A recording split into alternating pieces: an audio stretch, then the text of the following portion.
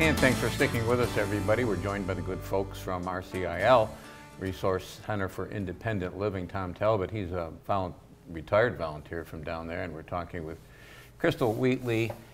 And there's another name to add after Wheatley now, Curley. Congratulations on your recent marriage. Thank you. Yeah.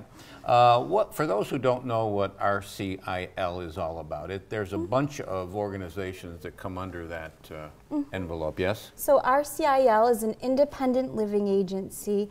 You know, we advocate for people in the community that have disabilities, vulnerable populations. We do have a lot of programs that advocate for the senior population. In the New York State Long-Term Care Ombudsman program, we're a grant program housed in RCIL. And what we do is we go into long-term care facilities and we advocate for the residents of those facilities. We educate them on their rights, inform them of, issues and awareness of, being treated with dignity and respect, having the power to make their own choices. I guess advocate's the key word there, isn't it? I mean, you've got a representative there that can watch out for you, somebody you can go to, yes? Absolutely. So in our region, we have over 50 long-term care facilities, and an ombudsman is assigned to each facility. And what we go in, we monitor for quality of life and quality of care, and we talk and form relationships with the residents there to see what needs they may have and how to help them meet their needs or even address some concerns they may be having. And you had, what, 4 counties that you serve? Yep, we serve Oneida, Herkimer, Otsego, and Madison counties. Skilled nursing facilities, assisted living, adult care facilities, adult homes. So all long-term care facilities would fall under our realm. And these folks need some training, though, before they do this, and we're going to talk about that in just a second because you've got a training class for them. Tom, you were a volunteer, you're a retired volunteer now. You look too young to be retired, but 11, 12 years you did it? Yes, just a touch over 12. Yeah, what got you involved as you're a retired teacher, I believe? That's right. Boredom. I was a retired teacher, and for the first couple of years, you paint every room in the house and you do all that stuff, but then what do you do after that? And I wanted to be useful in some way, I just happened to hear a promo on the radio about this program, and I knew nothing about adult care, nursing homes, but I took the training, and it's something that just fit me well, and it was a great time. Yeah. It was really excellent. It would seem to me that being able to speak out for people who can't speak out is something that's rewarding. People who can't speak out and sometimes are afraid to speak out. And yeah, it's very empowering, and our goal is to not do things for them, but to empower them to do the things for themselves. So if I could say to somebody, well, talk to your unit manager and talk to the CNA who you're having trouble with, and see if you can resolve it. And if you can't, then we'll get into it. And when you say we'll get into it, what does that mean, Tom? Well, we've always practiced collaboration with the facility. We didn't go in saying, we're going to fix this, we're going to get you. Let's work together and see what it is that we can do to satisfy this resident with the issue that they have. We often try to resolve issues with residents before they hit, the enforcement agencies, the DOH, the regulatory agencies. We want to find resolutions, when the problem is just starting to evolve and nip it in the bud. And that's when a resident could confide in an ombudsman. We could provide them consultation and education, or we can investigate and verify their concerns a little further. Is this required by New York State to have this? Absolutely. So the Ombudsman program is required. All long-term care facilities should have access to an ombudsman in the state. It's a federally funded grant program. Who would make a good ombudsman, Tom?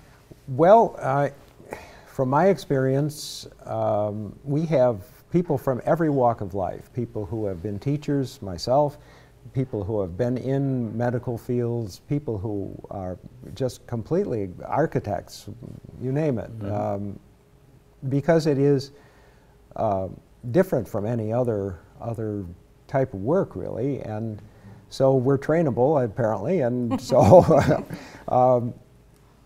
anybody is certainly would be a fine fit for this program. How intensive is the training? The training is pretty rigorous, so it's about a 30 to 36 hour in-classroom training. But our training has evolved over the years, and we do a lot of vetting and interviewing before the prospective volunteer hits the training classroom, and we also do pre-shadowing in facilities, so you get that environmental aspect of it to see if this is for you. And then after the classroom training, which involves the Department of Health coming in, the Attorney General's office, we do a mediation service, problem resolution, complaint investigation, and it's full of great, wonderful guest speakers. And then afterwards, we have our veteran volunteers that have been with the program a while shadow with the new volunteers in facilities so that they feel comfortable with the environment. What's the first step if somebody wants to get involved with this? What's the first step? So if anybody wants to get involved with the program, we do suggest that they call directly to the office. The Ombudsman number is 315-272-1872. And you can call and it will directly go to me, or we'll roll over to our other coordinator, Samil Hamilton, and we could provide any information, feedback, and further information to their house. And you were telling me before the show, Krystal, that not only are you in need of volunteers like Tom, you're in desperate need, yes? Mm-hmm. Yes, so currently we have about 21 state certified volunteers, and we have about 50 long-term care facilities in our region. So we're looking to double our numbers in this upcoming program year. Tom, describe what it's like when you go into a facility, what you do as a volunteer. Largely just talk to residents. In my case, I was in a large facility, so I would go around to all the units, go through the units, just say hello to people. Dining room time was a great time to do it. When they're having a meal, just go to table and kind of schmooze with them and just make myself known so that they know that there's somebody that you can talk to confidentially. I also would attend resident council meetings, which they have once a month, so that I could be there and just be visible so that when they see me, they know who I am and what I'm doing, so that if something comes up that they don't expect, then they know they can talk to me. Do you assign a volunteer like Tom to an individual facility? So typically we look for a facility in close region to their house that they're able to access about 2 to 6 hours a week to go in and provide a regular presence. And like Tom said, it's about forming relationships with those residents. It takes residents a long time, you know, to trust you and to open up and to confide in you some of their grievances they may be having.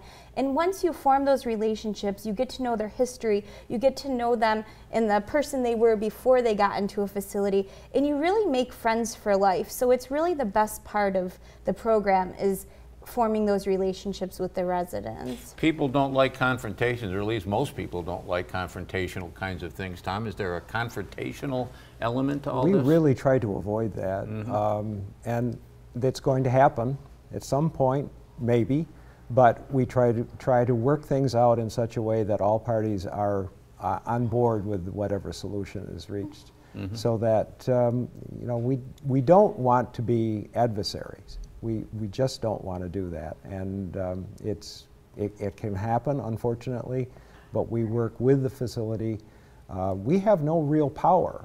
We can't create any kind of remedy for things, so we have to be persuasive, really, is the way to do it. If somebody, Tom, is thinking about doing this, or has been thinking about it, any thoughts from you on what might sway them one way or the other? Forget about it, or this is something for you? Well, you know, Billy Wilder, the movie director, said that you're as good as the best thing you've ever done, and I frankly think this was the best thing I ever did. And it gives you such a great sense of satisfaction to be useful to people, and that's the most important part of it. Krystal, is there an age limit here, under, over?